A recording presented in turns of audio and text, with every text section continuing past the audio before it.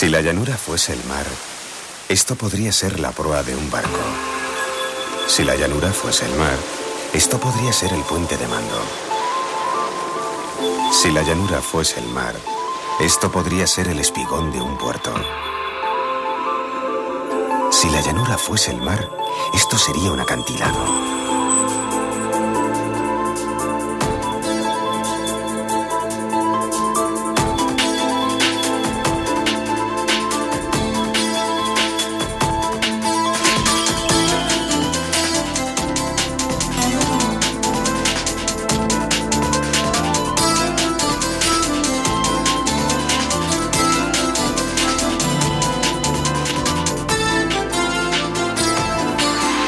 Segovia no es la única ciudad acantilada, pero sí la que tiene la más extraña relación con el agua. A sus pies hay dos ríos, el Eresma y el Clamores, pero no bebe de ellos. El empeño del hombre de convertirla en habitable, unido a su inteligencia, hizo que pudiese traer el agua desde un río a 15 kilómetros de distancia. Para ello construyó lo que ha terminado siendo columna vertebral de la ciudad, el acueducto.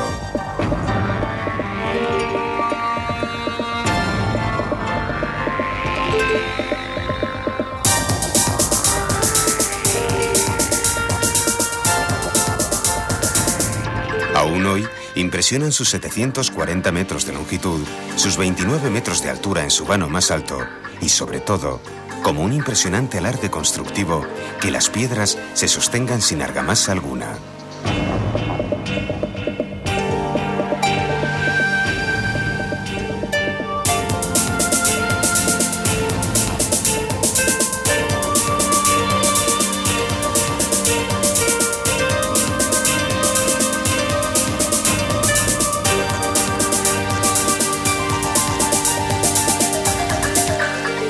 Roma hizo grandes acueductos, pero el hombre y los terremotos destruyeron muchos de ellos.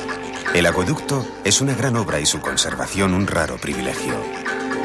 Aunque al fijarse en los extremos, rehechos hace 500 años, se ve los chapuceros que llegaron a ser sus reconstructores. El nivel no parece encajar y la piedra necesita argamasa para no caerse. Nada que ver con la perfección de los romanos.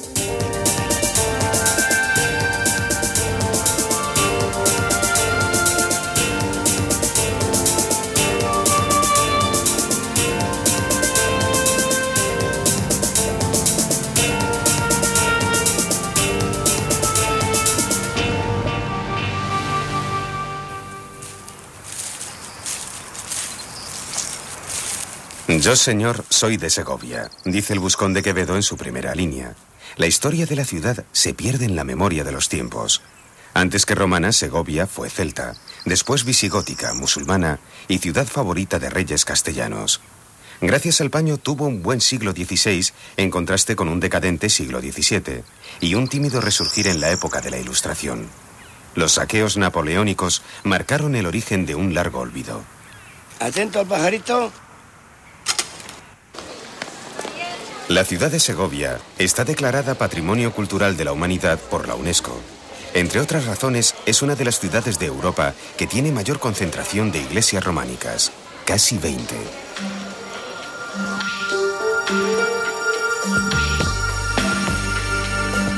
La mayoría de las iglesias románicas son de los siglos XII y XIII, algo que los especialistas llaman románico tardío, y cuya razón se encuentra en que la provincia de Segovia fue repoblada a finales del siglo XI, en la Reconquista, cuando el románico había alcanzado ya una significativa madurez. No resulta raro, pues, que San Millán tenga una planta idéntica a la de la Catedral de Jaca, ya que sus repobladores traían de sus lugares de origen una forma de hacer las cosas que reproducían allí donde iban.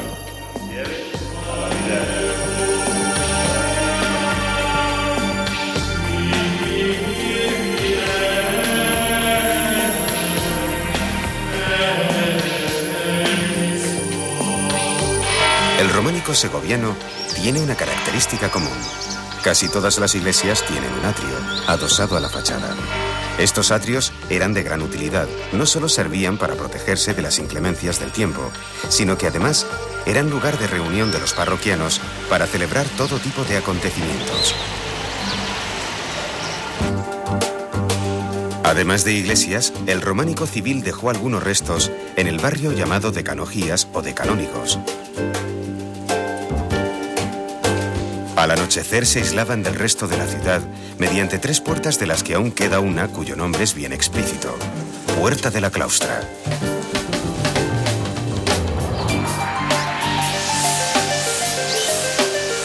También son románicos algunos restos de la muralla, varios palacios y alguna que otra torre.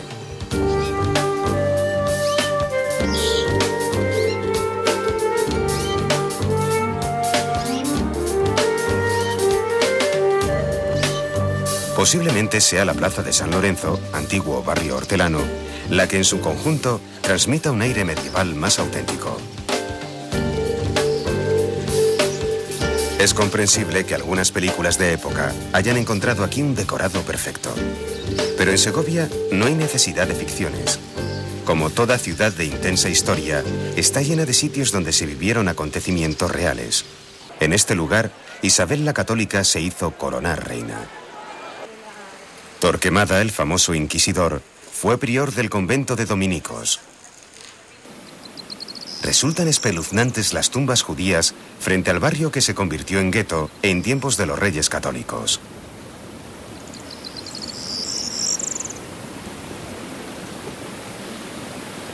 Calles estrechas, judería, y en la judería la sinagoga, desde entonces forzada a disfrazarse de iglesia.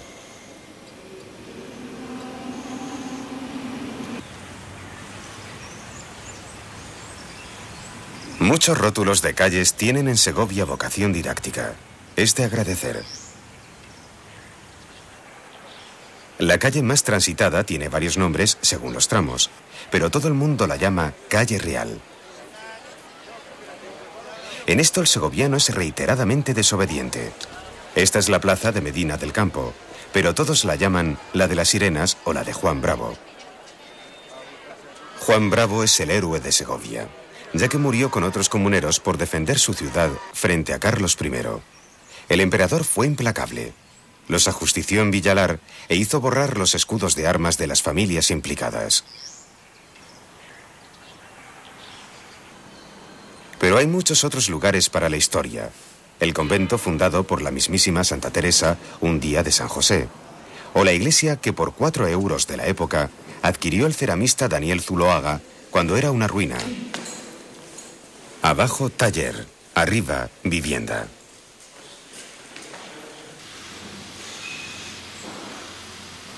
De la vivienda, hoy transformada en museo, aún se conserva el cuarto de baño, decorado con azulejos del propio Zuloaga.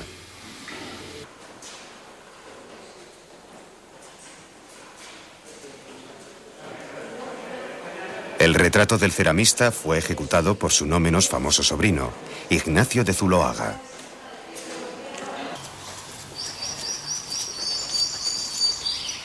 Antonio Machado vivió en Segovia durante 12 años, su estancia más larga en una vida con muchas mudanzas. La pensión mantiene el aire sencillo en el que vivió el poeta, con su humilde sueldo de profesor de francés. Ce sont les mères de hibou, qui désiraient chercher l'époux. De leurs enfants, leurs petits choux, en les tenant sur les genoux. El instituto en el que Machado daba clases se conserva casi como entonces.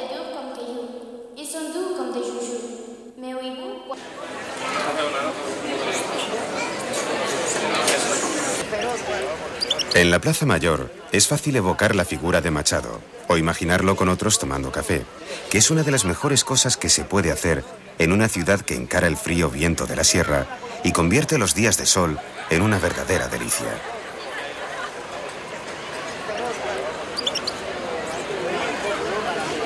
La Plaza Mayor de Segovia es el centro de la vida de la ciudad, al menos en su parte alta. El teatro no podía llamarse de otro modo, Juan Bravo. Está en un extremo de la plaza, en el contrario está la catedral.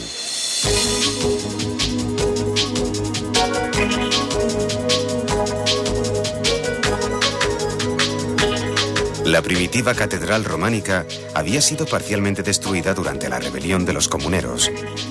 Auspiciado por la religiosidad y la riqueza del momento, la catedral actual comenzó su construcción en el primer cuarto del siglo XVI.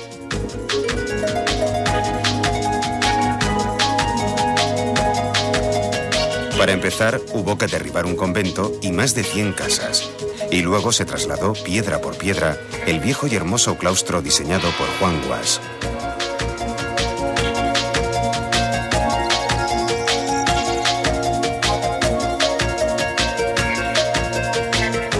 Según los expertos, la catedral representa la agonía del gótico castellano, porque aunque la estructura es gótica, todo el conjunto está bastante desornamentado, y la torre, la inmensa torre de 88 metros, es decididamente renacentista.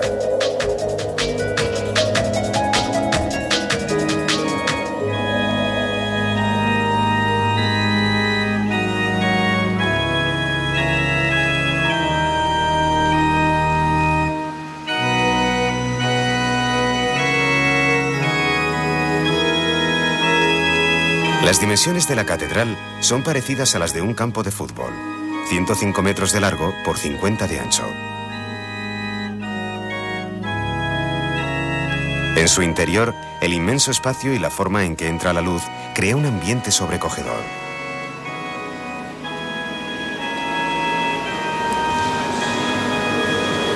Como en muchos otros templos, hay demasiadas cosas acumuladas de otras épocas. Pero, ¿qué se podría hacer con ellas? Es cierto que quitan pureza al original, pero también son parte de la historia. En cierto sentido, se puede decir que las catedrales han terminado convirtiéndose en inmensos trasteros, donde afortunadamente no se ha tirado demasiado. Al fin y al cabo, todo refleja un momento, una época y una manera de entender la vida.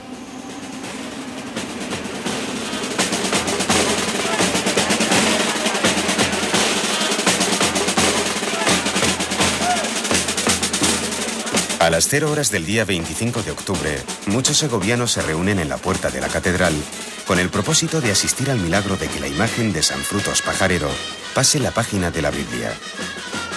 Como es de imaginar, el milagro siempre ocurre cuando uno se despista un poco o pestañea, de modo que alguien ha reproducido en papel lo que se supone ocurre allá arriba en un abrir y cerrar de ojos.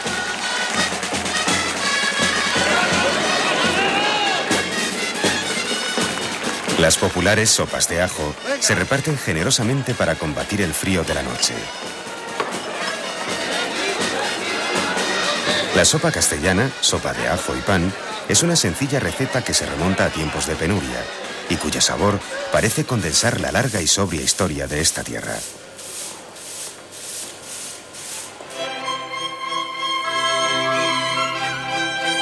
Al día siguiente, Segovia comienza la fiesta de San Frutos, homenajeando las reliquias de su patrón con un villancico.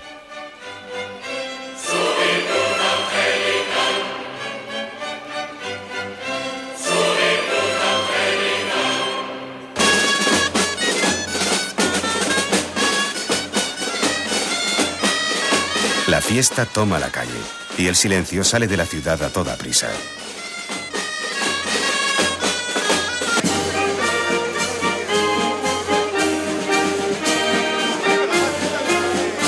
En la plaza, los pajareros reproducen para la memoria las técnicas de caza con liga, hoy prohibidas. Mientras tanto, los micólogos aprovechan el día para recordar la pródiga generosidad del otoño.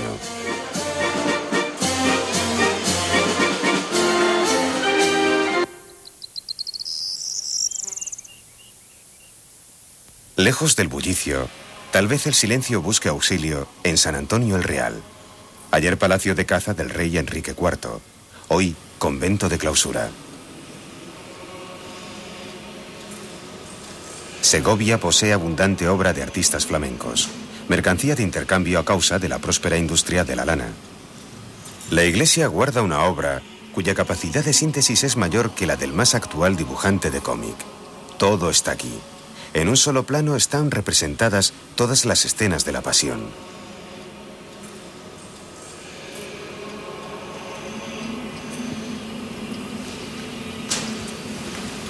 Pero además de obras de arte con mayúsculas, las paredes del propio monasterio hablan con cariño de la vida de las monjas.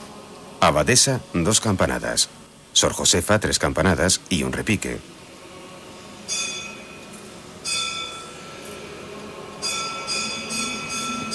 Resulta conmovedor esta forma de comunicación todavía viva en tiempos de móviles y comunicación vía satélite.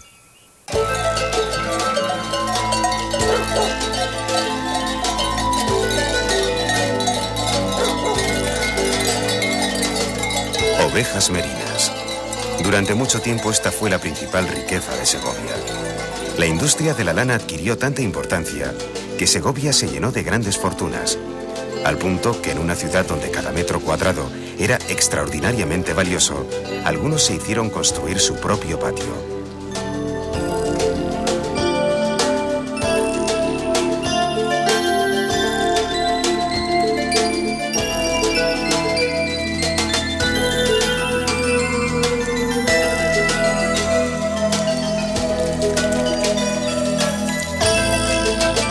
Por lo general, los patios segovianos suelen tener 3 lados porticados y uno en forma de muro, pero no es esta la única particularidad de la ciudad. Hay muchas teorías, pero nadie sabe explicar la causa cierta de los originales tejados segovianos. Sus cubiertas desafían la intemperie con menos tejas y por lo tanto con menos gasto y menos peso también.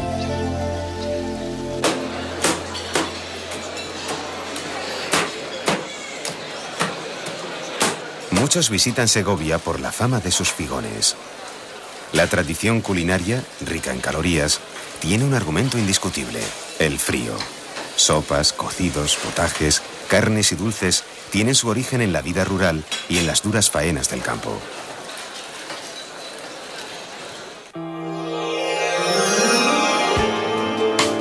Pero hay algo más. Alguien dijo que las paredes de esta ciudad, más que hechas por hombres, parecían trazadas por las manos delicadas de una mujer.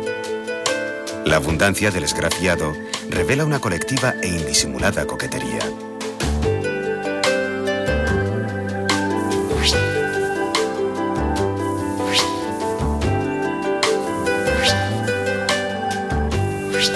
El esgrafiado, técnica de origen mudéjar, es como un encaje cuya textura está hecha de cal y arena. Incluso las paredes del alcázar también lo tienen. En origen, el alcázar debió ser una sencilla torre provista de una muralla defendida por un foso.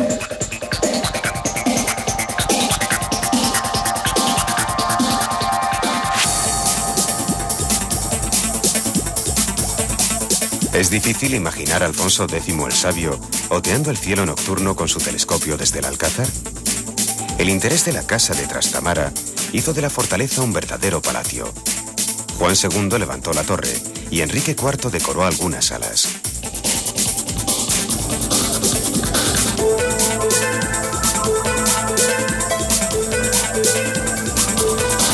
Fue Felipe II quien restauró el palacio a fondo y lo renovó en profundidad. Colocó las cubiertas inclinadas y los chapiteles de pizarra.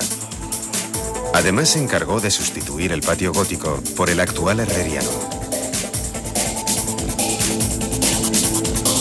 Después de más de un siglo de abandono, en el que el edificio se utilizó como cárcel, Carlos III decidió convertir el Alcázar en colegio de artillería.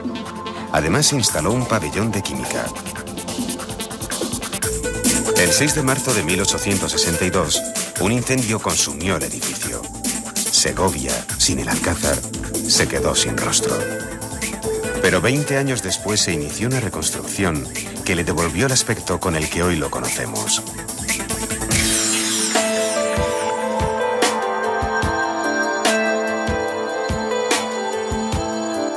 Desde siempre se dice que parece un navío que avanza sobre los campos de Castilla. Pero también parece un castillo de cuento habitado por un príncipe azul. Su porte evoca un paisaje irreal cuya silueta remite al lejano mundo de fantasía.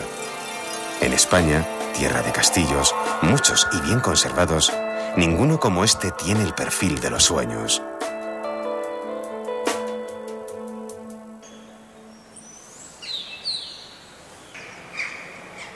¿Sirves? Segovia, lunes 22 de octubre de 2001. Orden número 200. Después del incendio del Alcázar, la escuela de artillería se trasladó definitivamente a lo que hasta entonces solo había sido residencia de cadetes. Un viejo convento franciscano dotado de un estupendo claustro. Pondrá el mayor esfuerzo en conseguir el objetivo asignado. Una de las cosas que hace que una ciudad antigua siga viva es la reutilización de sus lugares históricos. La cárcel, donde por cierto Lope de Vega pasó una temporadita, es hoy biblioteca. La Alhóndiga, antiguo almacén de grano, archivo municipal. La Casa de los Picos, Escuela de Artes y Oficios. La residencia de los Marqueses de Quintanar, Conservatorio de Música. Y la iglesia de San Nicolás es escuela de teatro.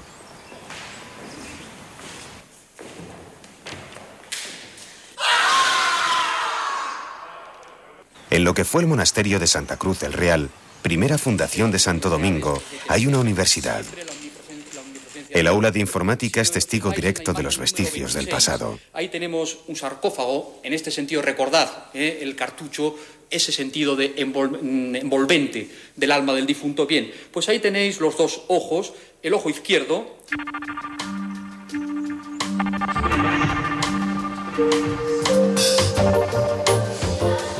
La poco conocida obra del pintor Esteban Vicente deja sitio a las exposiciones temporales, en las que los segovianos tienen ocasión de asomarse al arte de todos los tiempos.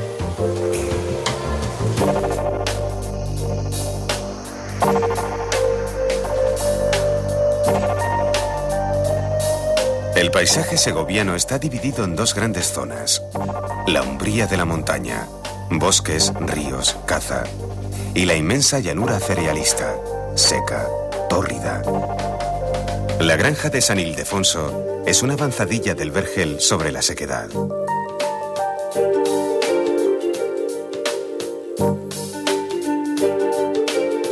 El palacio de la granja es, en cierto sentido, opuesto al alcázar. Aquí no hay nada que defender. No parece un lugar para la guerra, sino para el juego. Esta era la residencia de un matrimonio amante del arte.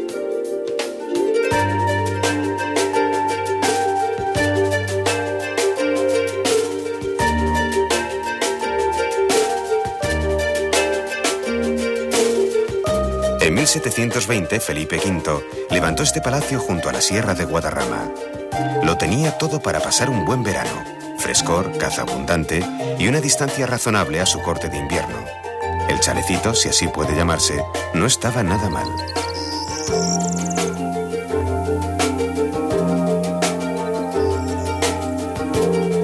Como en otras cosas, se impuso el jardín francés, lleno de referencias más o menos frívolas a la mitología del mundo antiguo.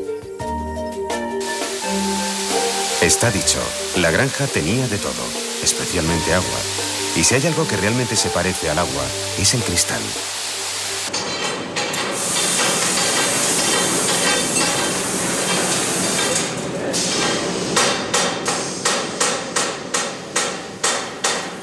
La granja produjo en el siglo XVIII algunos de los mejores cristales. Las cristalerías de muchos palacios proceden de aquí. La Real Fábrica de Vidrio es uno de los mejores edificios industriales de aquella época.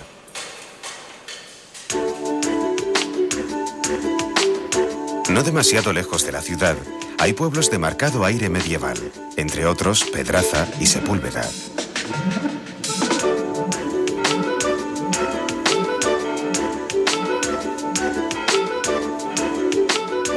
Cerca de Sepúlveda están las hoces del río Duratón.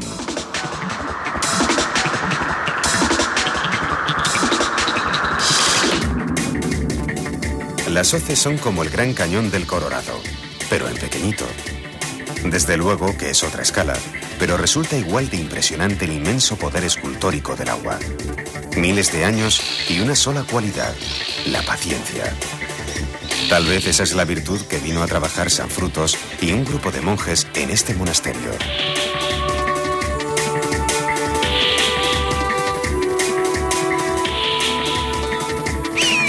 El tiempo pasa.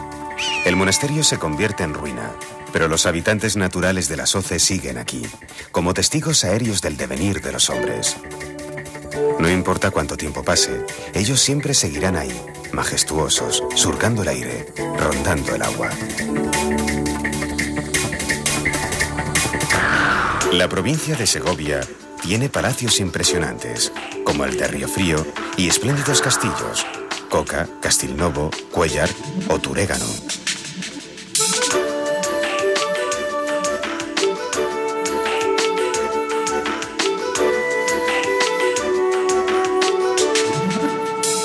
Castillos para proteger el cuerpo y claustros para pasear la soledad. Santa María la Real de Nieva. Pero si soledad es lo que se busca, Aunque resulte paradójico, hay que volver a la ciudad de Segovia.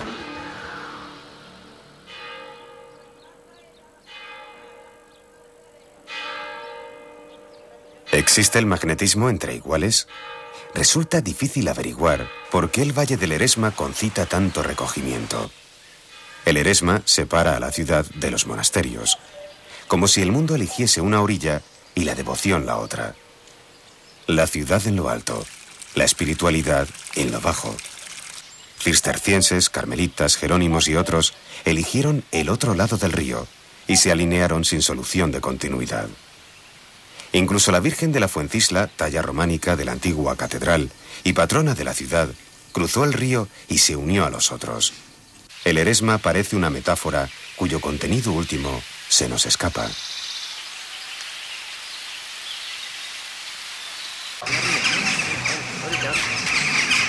Parece que en las descarnadas laderas calizas, donde los grajos han encontrado su casa, antaño los ermitaños encontraron la suya. San Juan de la Cruz meditó en estas cuevas y construyó el monasterio en el que hoy está enterrado. A 50 metros del monasterio de Carmelitas está la Veracruz, misteriosa iglesia de 12 lados cuyo origen se asocia a los templarios. El monasterio del Parral está lleno de rincones sorprendentes solo autorizados a la clausura.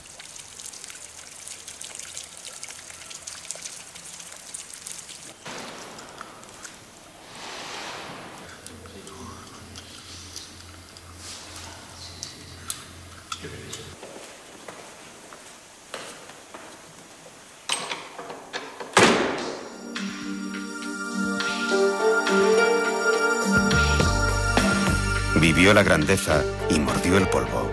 Conoció el esplendor y la pobreza, el favor de muchos reyes y el desdén de muchos otros. Fue conquistada, reconquistada, saqueada, abandonada, repoblada, mantenida, halagada y olvidada. Como un ser humano de larga vida, ha pasado por un sinfín de experiencias. Segovia es hoy una ciudad madura.